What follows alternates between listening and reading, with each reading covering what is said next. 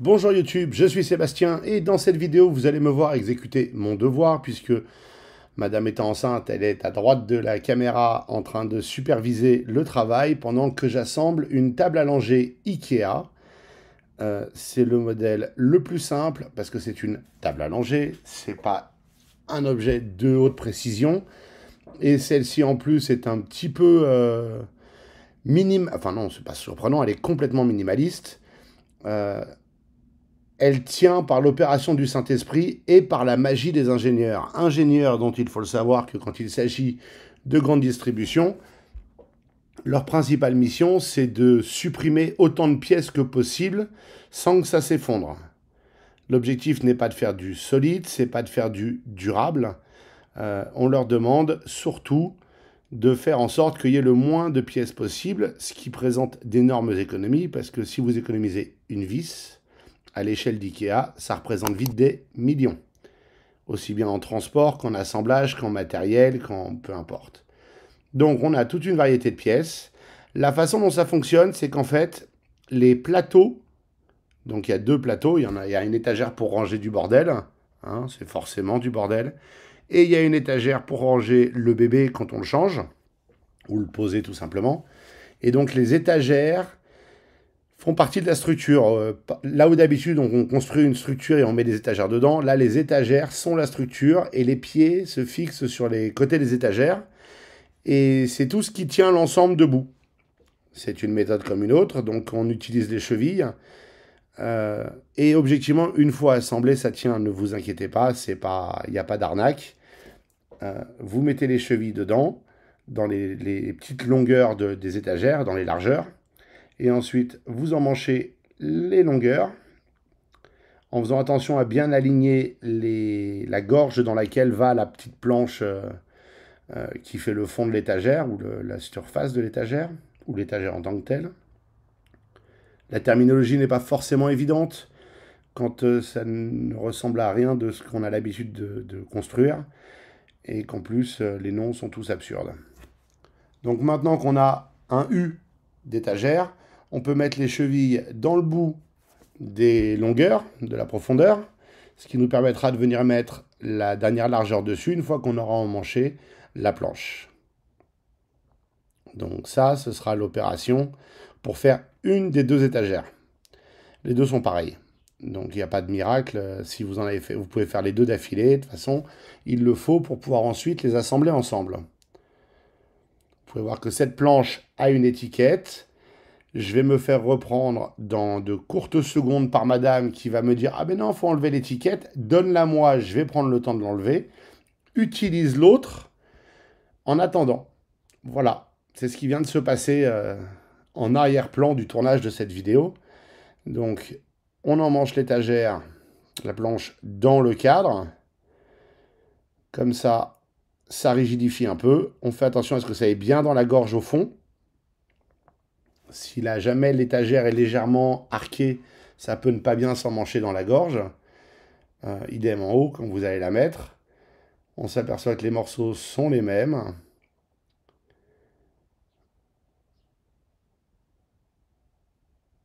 Donc je suis en train de choisir parce qu'il faut choisir.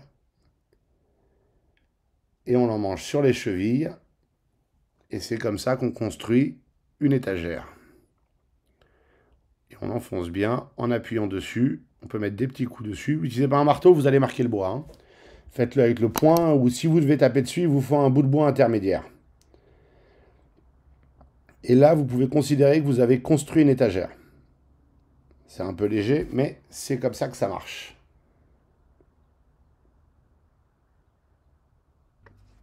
Je suis maintenant en train de mettre les toutes petites chevilles super fines. Là encore, c'est plus la taille standard Ikea, c'est la taille en dessous.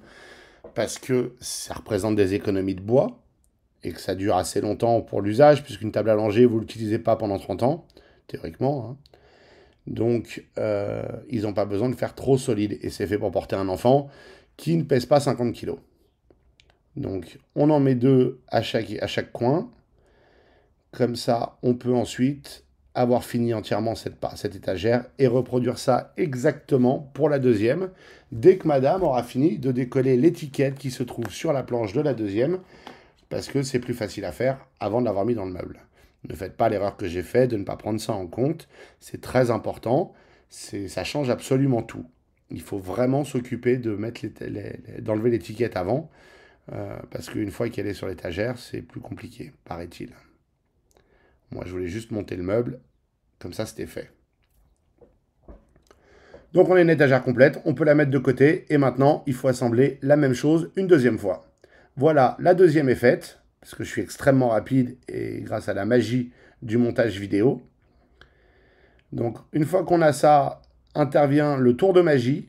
Il faut tenir les deux étagères debout sur le côté, comme je les mets là, pour pouvoir prendre les pieds qui ressemblent plus à des cure-dents qu'autre chose, et les emmancher sur les petites chevilles qu'on a mises, d'abord sur l'une, et ensuite sur la deuxième, naturellement.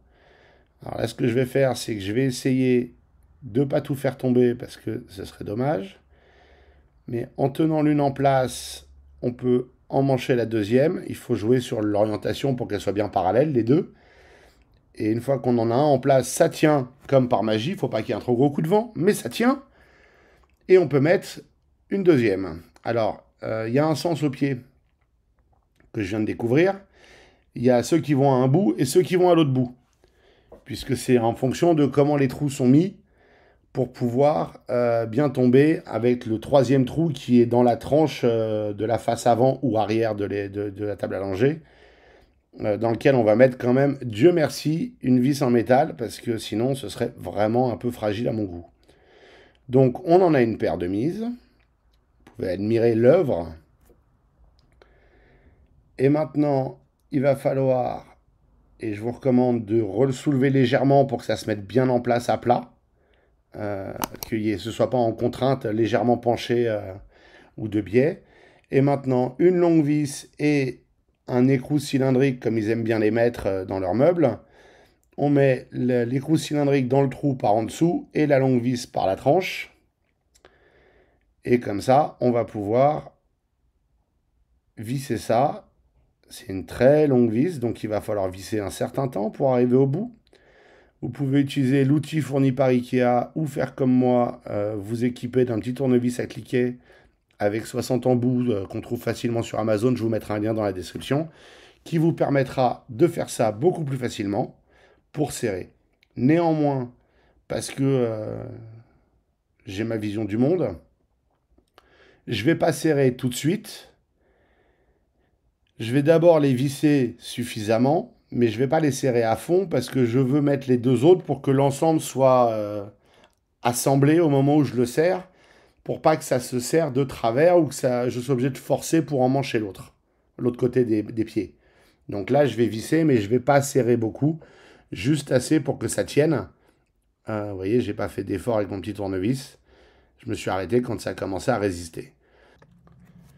Maintenant, on va aller jouer à faire la même chose sur l'étagère du haut, puisqu'il faut là aussi mettre les vis et les écrous cylindriques, ce qui nous permettra donc d'avoir ces pieds-là entièrement maintenus réellement solidement, même si c'est pas complètement serré, aux étagères.